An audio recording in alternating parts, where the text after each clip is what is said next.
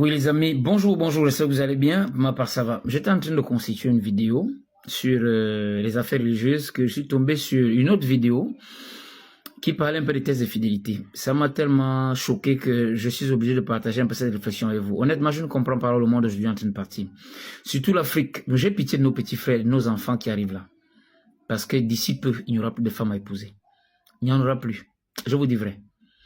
En fait, l'histoire disait quoi? C'est un monsieur, un jeune gars, qui est depuis 4 mois avec une fille. Il a dragué la fille lui a dit bon, on s'observe, ne sois pas pressé, voilà. Le monsieur qui est de bonne famille, de bonne éducation, dit d'accord, il n'y a pas de souci, l'important c'est qu'on se côtoie, voilà. Et entre-temps, la femme commence à bouffer le gars. Le gars dépense, c'est les coiffures, c'est les taxis pour aller, parce qu'elle doit être étudiante, les taxis pour aller à l'école, c'est des petits besoins de tresse et tout. Le gars ne fait que donner de son argent, il soutient la fille parce qu'il s'est dit, bon d'accord, ça viendra avec le temps, on s'habitue, il faut d'abord l'accoutumance et tout. Alors, d'après ce que la fille dit, elle est partie déjà chez le monsieur quelquefois, mais chaque fois que le monsieur veut partager l'intimité avec elle, il dit, non, ne soyons pas pressés, prenons notre temps. Le gars, un garçon bien élevé, un garçon gentil, il reste tranquille. Alors, comme par enchantement, ils sont tombés sur le gars qui fait les affaires de tests de fidélité. Et c'est là où la fille avoue, quand le gars demande d'abord, est-ce que vous êtes en couple? Le gars dit oui, mais la fille dit non. On n'est pas en couple. C'est là où la fille lui dit non, il n'y aura jamais rien entre toi et moi, voilà. Vous voyez, c'est tout ça qui tue les âmes de bonne foi. Un garçon de bonne famille, bien élevé, qui essaie d'être gentil et qui a pourtant manifesté son intention. La fille ne dit pas non, mais elle met le gars au petit vélo pour le bouffer, pour l'escroquer. Est-ce qu'il y aura encore des hommes bien dans des conditions pareilles? Ce gars, quand il sortira d'un tel chagrin d'amour, d'une telle déception, est-ce qu'il pourra encore faire confiance à une femme qui va lui dire, observons-nous? Jamais. Il cherchera à sortir la fille à tout prix. C'est des gens comme ça, à la longue, qui n'ont plus, ils ne savent plus aimer, ils ne peuvent plus aimer. Parce que cette fille qui est en train de faire ça ne sait pas qu'elle est en train de tuer quelqu'un de bien. Elle est en train de tuer le génie en ce gars. Alors, qu'est-ce que je constate, c'est que, de nos jours, pendant que l'homme veut fonder la famille, la femme va aussi fonder la famille.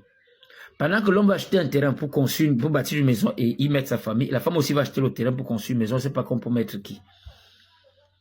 Les parents ont négligé le côté préparation au mariage. C'est la femme qui fait le foyer. Les femmes d'aujourd'hui, sur 10 filles, il n'y a même pas une demi-fille qui est préparée au mariage. Il n'y en a pas. Tous les parents ont un seul souci, que ma fille ait le bac, qu'elle a la licence, qu'elle ait l'éducation occidentale. Maintenant, quand elles ont 18 ans, 22 ans et qu'elles sont devenues femmes physiologiquement, elles ont des seins, elles ont un bassin large et tout, elles sont déjà attrayantes, elles ne sont femmes que de morphologie. Mais sur le plan éducationnel, nul. Et comme il y a un vide sur le plan des préparatifs au mariage, c'est ce qu'elles ont appris à l'école qu'elles vont présenter au foyer ou dans les relations sentimentales. Elles vont donc parler philosophie, elles vont parler droit des femmes, égalité de droits et autres. On se retrouve dans la catastrophe. Il n'y a pas un seul homme aujourd'hui qui va dire qu'il rencontre une femme dans la rue là. Il s'engage avec elle, il est satisfait. Les hommes, pour moi, sont obligés de faire parce que c'est des obligations professionnelles. Parce que c'est le regard social. Ils deviennent des victimes dans leur propre maison. Parce qu'ils veulent aussi qu'on dise qu'ils ont pris une femme et qu'ils sont mariés. Vous vivez dans un foyer où vous êtes comme deux hommes. La femme sort le matin, le mari sort le matin, les enfants restent avec la nounou. Vous revenez le soir épuisé, chacun fait son parcours, on ne sait pas trop où. Vous avez juste le temps de dormir, manger quelque part ce que la ménagère a préparé. Dormir, parfois quand vous êtes même dans votre intimité, ce n'est vraiment pas ça. L'homme est épuisé, la femme aussi, par moment, elle s'est fait déjà labourer au bureau là-bas, ou dans un petit détour, on ne sait pas trop où. Et vous dites que vous êtes marié, comme ça. C'est pas ça le mariage, c'est la foutaise. Alors comme je le disais, je continue. L'homme drague. Et il se fait escroquer. De nos jours, draguer une fille, c'est déjà un péché. Je suis un homme, je sais de quoi je parle. Je ne sais pas si c'est comme ça en Occident, mais en Afrique francophone, draguer une fille, c'est déjà un péché. J'ai causé récemment avec une fille qui me disait, elle parlait d'un gars qu'elle avait escroqué. Elle dit, est-ce que je l'ai appelé ma draguer? Les filles n'ont plus de morale. La crainte de Dieu a foutu le camp. Et voilà pourquoi je ne suis jamais d'accord avec ces panafricanistes qui disent qu'il faut mettre de côté la crainte de Dieu parce que les Occidentaux ont profité de la Bible pour exploiter les Africains. Sans crainte de Dieu, l'humanité est perdue. Regardez nos sœurs qui n'ont pas la crainte de Dieu là. Elles escroquent sans scrupule. Dans une de mes vidéos, j'avais parlé d'un de mes amis qui avait perdu la vie comme ça parce que il s'était gravement fait escroquer par une femme. Ça lui a provoqué l'hypertension et ça a déclenché l'insuffisance rénale. Il est décédé. Et la fille est venue à la veille mortuaire. Il y a beaucoup d'hommes comme ça qui perdent la vie à cause de cette grande escroquerie-là. D'autres perdent leur santé à cause de l'escroquerie. De nos jours, draguer une femme, c'est un péché. Préparez vos poches. Elles ont tous les plans. Ce n'est que dans l'escroquerie que vous allez voir la femme être douce. Mais quand il faut réclamer les droits au foyer, c'est la violence. Elle lève le ton et défie l'homme. Beaucoup de femmes vont à l'école, non pas pour chercher le savoir intellectuel afin de venir aider le mari dans le foyer, mais elles vont chercher le savoir intellectuel dans le but d'avoir un travail et être des rivales des hommes. Beaucoup de femmes vont travailler pour défier les hommes. Non pas pour aider leur mari à bâtir un foyer solide, non. Mais c'est pour défier l'homme. Et c'est les femmes comme ça qui vont vous dire, mon premier mari, c'est le travail. Et de ce fait, elles deviennent absentes au foyer. Et l'éducation des enfants prend un coup. Et quand on est vieux, on a 60 ans, on est en retraite, on se plaint que les enfants sont dans les commissariats, on se plaint que les enfants dilapident tout ce qu'on a amassé. Mais vous n'étiez pas là pour les élever. Dans l'éducation d'un enfant, l'homme incarne l'autorité. La femme incarne la sensualité, la tendresse, l'écoute, la présence. Mais quand une femme devient absente dans son foyer, 6 jours sur 7, quand elle revient le soir, elle ne revient quand elle est épuisée. Attendez, quelle éducation entendez-vous des enfants? Qu'est-ce qui vous surprend que vos jeunes filles commencent à sortir avec des hommes à 14 ans? Vous n'êtes pas là.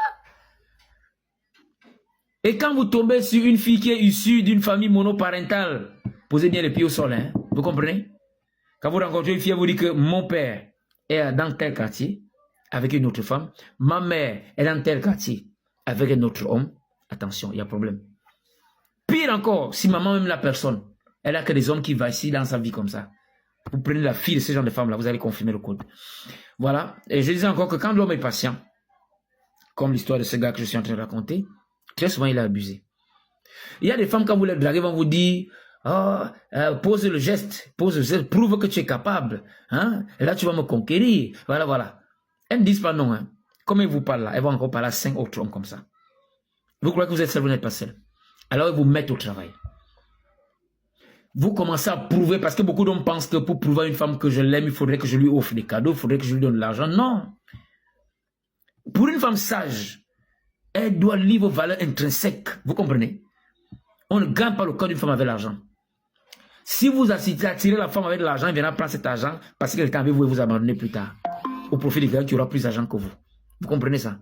Alors on se rend compte que quand l'homme est patient, c'est ce genre de choses. Parce que la femme vous met au petit volet du genre, elle vous demande de prouver que vous êtes un vrai homme, que vous êtes attentionné, que vous êtes ceci. À la longue, vous êtes abusé. Parce que vous avez voulu montrer par le matériel que vous êtes des vrais hommes. Ne donnez pas l'argent aux femmes n'importe comment. Donnez à votre femme, les copines là. Vous donnez, hein, vous faites escroquer. Beaucoup d'hommes pauvres, ils ont travaillé toute la vie, les femmes ont tout bouffé, ils ont vieilli pauvres. Beaucoup de femmes se disent femmes d'affaires aujourd'hui, elles ont marché sur les épaules des hommes pour arriver là, en escroquant homme à homme. Vous allez voir une femme d'affaires qui voyage. Vous croyez qu'elle passe, elle qui paie l'hôtel, il y a un homme qui va payer. Parfois, encore l'homme là dans l'avion ou dans le car, l'homme la paye. L'homme finit avec elle cette nuit-là. Elle n'a pas payé. Là où elle va prendre la marchandise, pendant que vous, on vous achetez, je parle de 100 000, elle achètera à 60 000, parce qu'avec le fournisseur, il y a encore une partie des gens balais. Et vous allez dire que vous êtes le mari d'une femme qui fait les affaires. Vous allez confirmer le code. En tout cas, ce n'était qu'une réflexion hein, que j'ai voulu partager avec vous ce matin, parce que la vidéo de ce gars-là m'a quelque peu fait réfléchir. Bon. Ceux qui me découvrent donc pour la première fois, bien vouloir vous abonner, partager, liker. Je fais d'habitude dans la géopolitique internationale, je fais dans l'éveil des consciences et quelquefois dans les affaires matrimoniales comme tout à l'heure. Si je n'ai fait que parler, c'est pour vous que je parlerai. Ma bouche, c'est la bouche des malades qui n'ont point de bouche et ma voix, la liberté de celles qui s'affaissent. Au cas du désespoir, je reprends ici la célèbre phrase d'Aimé Césaire au Martiniquais dans le cas d'un retour au pays natal en septembre. Donc je vous laisse et vous souhaite de passer une très bonne journée et nous revoilà la prochaine vidéo.